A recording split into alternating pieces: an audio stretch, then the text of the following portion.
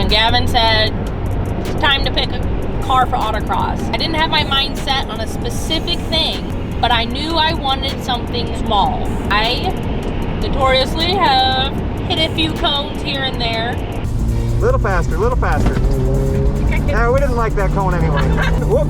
Another cone. The car's a little wider than you think. That was one of the main reasons I was initially drawn to the CRZ, was for its small size. I like how small the exterior and the interior feels. Everything's right here. I daily the passport, so this small, cozy interior, I like it. He is too damn big! I thought for being such a small, low-slung car, even though it's stock, that would translate to good handling.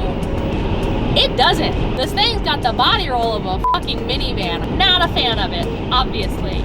And definitely not ideal for autocross situations, which is this car's main goal. That's what it's for. That's what it will do. And pretty much just that. So, the body roll, not very cash money. Every little bump, to put it simply, I'm pretty shocked at how bad the suspension is. Top of the priority list, because this just won't do.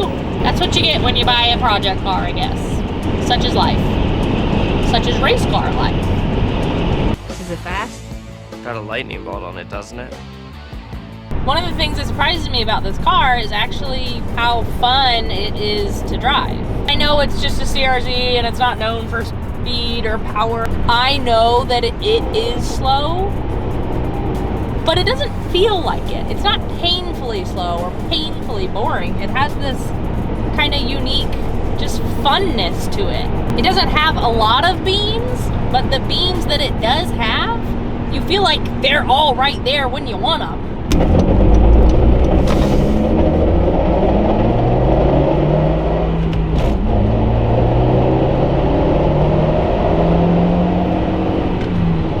I can't wait to whoop the Miata and Gavin in said Miata.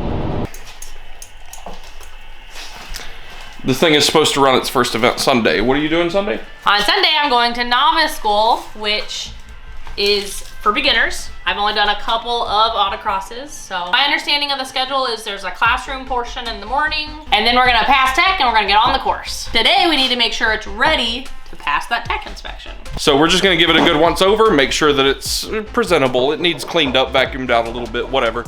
We're gonna go through it, make sure it's ready to actually pass that tech inspection. It shouldn't need much. It drove all the way here from Wisconsin, so it's roadworthy. It's not pretty, but it's roadworthy. It could be pretty. It will be soon. It's a lump of coal right now. Let's get into it. We're gonna start by looking through all the brakes and the suspension. Just take a look, make sure nothing is obviously falling apart. And then we're gonna switch it on to some appropriate tires, because... What is that one doing? Leave it alone! He's doing his best.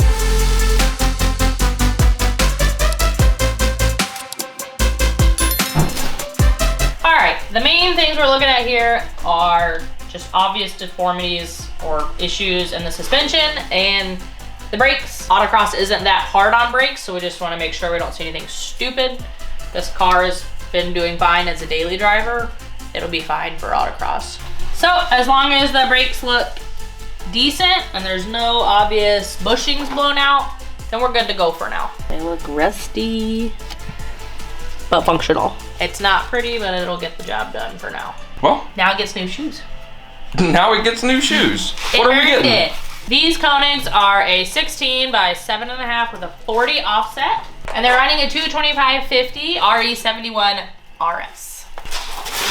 And they're so much heavier than the other ones. Are they really? Yeah. Hold on, let me see. I'm big. That one is pretty light.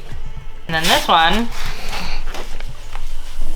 That probably weighs about 10 to 12 pounds more than the stock setup. So hopefully it offers enough grip to be able to make up for that weight disadvantage. Did we not get new lug nuts? We did, good question. We always get new lug nuts.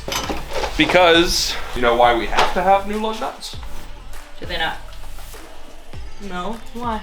OEM wheels. Where's one of those nuts that you took off? Oh, they're in the cup holder under the...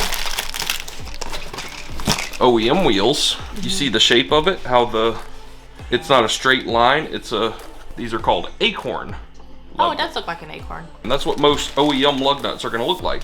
So we have to have new lug nuts with our Koenigs. And our favorite around here is these Stance Magic lugs.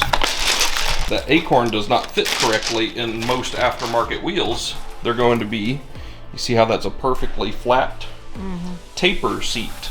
And that's going to be the seat that these wheels are meant for. They're nice extended. They take a regular 17 mil. There's no locks involved, which is really annoying. Fuck the locks. As much as we change wheels around here, locks are really fucking annoying to have. I would rather that my wheels get stolen than have to run locks. First world problems.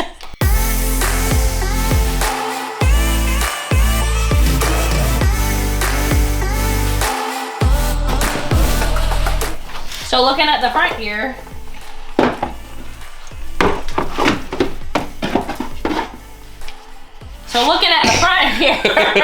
Fucking magnets. Anything up here we don't like? looking up here, same deal. We just want, you know, at least functional. You noted a bad ball joint at some point, you said? On the way home with this thing, this front right wheel was very bent and wobbly. We swapped it with one of the spares that the seller gave us. When I was in here, I noticed a ball joint that I didn't like. What, just that it's this that's correct? Mm-hmm. Oh, I just accidentally knocked some of it off. Yeah, you shouldn't be able to do that. Crumbling away if I touch it. So we're gonna need to do front tie rods on this thing pretty soon. It's not ready to catastrophically fail or anything, but it is old and probably the original one. This thing is 14 years old now. It's okay, Rocky. I consider that tie rod to pass tech. It's on our radar now, but that's a thing that needs done pretty soon. Anything else in there we don't like? These rotors are a little whack.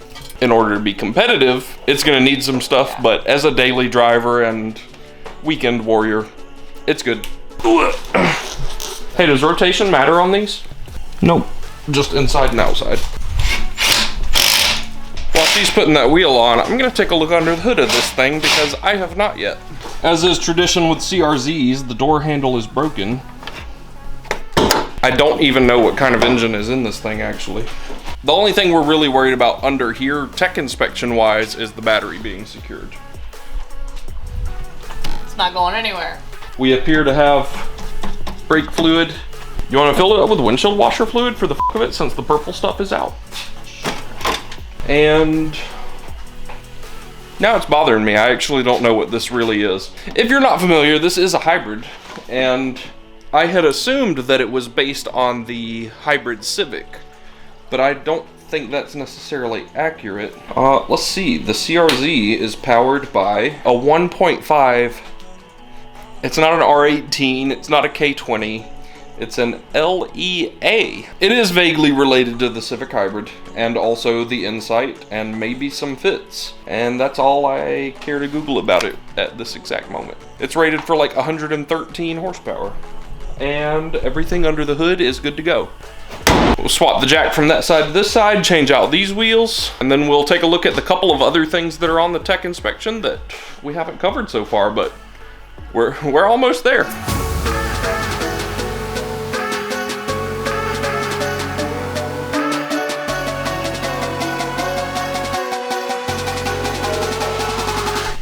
You like them? I like them a lot. And the tires look fat. They look thick. They do look kind of thick. Potato. Potato looks kind of thick. What are you doing, my thick boy? Look at that belly. Comment if you want Potato to have a taco. Every comment that says potato gets a taco, potato gets a taco. I really like those, actually. You picked a good wheel. Anybody that thinks I'm driving the bus on this is 100% her car. She picked these wheels, tires, everything. I make vague suggestions, but she is the final deciding factor on this, because if she's gonna claim to try to compete with me this season, it can't be a car that I built myself. Like, this is all her doing. Exterior wise and under the hood, we're good. It's ready for autocross. We're gonna take a quick look at the inside. There's only a few other things you need to check. You gotta have functional seat belts. You gotta clean out all of the random debris. Even the floor mats, right? Seems dramatic. It's a bit, honestly though, Oh, you told me the pedal. last night on the way home from work, the Supra, those HKS floor mats I have, absolutely did jam my clutch pedal up. It fucking happens, so it's not unrealistic. When the tech inspection says remove your floor mats, there's a legitimate reason for that. But other than that, that's all it needs. It's dailyable and also kind of ready to party as it is. The throwout bearing makes a little bit of angry noise. Don't we all? It's aged in car years, which makes it at least 30 years old, and I'm over 30 and I creak and groan too, so. Potato's asleep sitting up. Potato will fall asleep sitting up. And in dog years, he's not but 28, so he's kind of just a piece of shit. He's gonna be 6 this month, next month, in like 2 weeks. Don't put dog year math on me. That's it for today. Just showing it to you and immediately taking it out to go, you know, test its limits. Well, we don't know what to fix if you don't test it. Yeah, you gotta go try and break it to know what to fix, obviously. Tomorrow we've got a rally, and then Sunday she's got autocross school, and it's gonna be a really good weekend. And I hope you stick around for it. Feel free to subscribe. I guess it's time to head to the interior. No, fuck you, it's bedtime. Thanks for joining us. We'll see you next time. Love you, bye.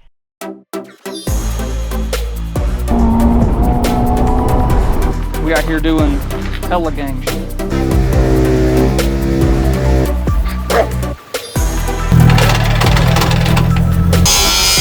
Oh,